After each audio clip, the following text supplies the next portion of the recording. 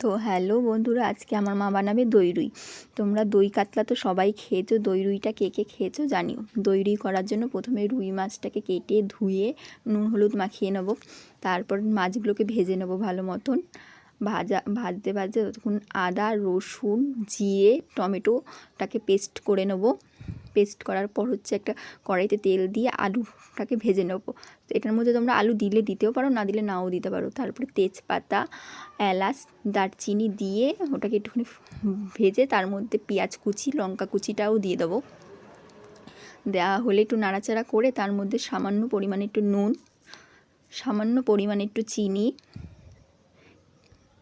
তারপরে দিয়ে ভাজার পরে তার মধ্যে টমেটোগুলো দিয়ে দেবো। টমেটোগুলো দেওয়া হয়ে গেলে তার মধ্যে যেই পেস্টটা করে রেখেছিলাম সেই পেস্টটা দিয়ে দেবো ওটার মধ্যে, দিয়ে ভালো করে নাড়াচাড়া করে নেবো।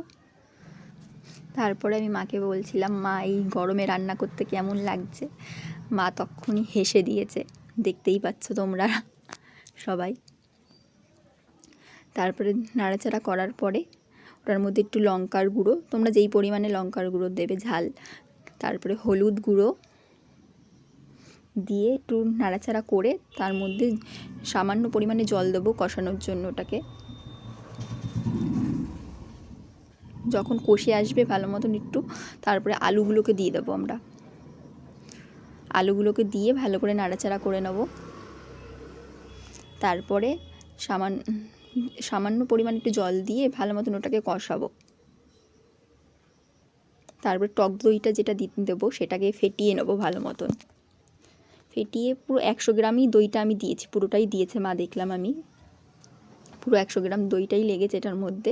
100 গ্রাম ওই দইটা পুরোটাই আস্তে আস্তে নাড়িয়ে নাড়িয়ে দিতে হবে। দেওয়ার পরে দেখবে তরকারিতে তেল ভেসে আসছে, তখন বুঝতে পারবে তুমি মানে ওটা কষে এসছে।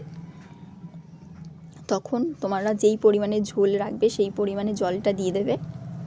আমরা দুবেলা ভাত খাবো তাই একটু ঝোলঝোলই রেখেছিলাম। তারপর মাছগুলো দিয়ে দেবে।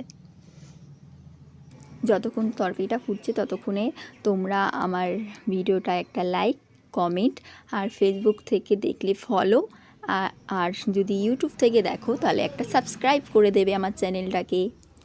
থ্যাংক ইউ বন্ধুরা। আমার তরকারি হয়ে গেছে। এবার মাকে বললাম ভাতটা দিয়ে দিতে আমাকে, মা ভাতটা দিয়ে দিল। এবার ভাতের মধ্যে যেই দই রুইটা করেছিল মা সেটা দিয়েছে বাটিতে করে, সেই দই রুইটা ভাতের মধ্যে নিয়ে নিলাম। এবার ভাতটার সাথে মেখে নিলাম, মেখে খেয়ে দেখবো এবার কেমন হয়েছে তরকারিটা। এবার খেয়ে দেখলাম ঠিক আছে। মাকে বললাম কি, মা ভালো হয়েছে।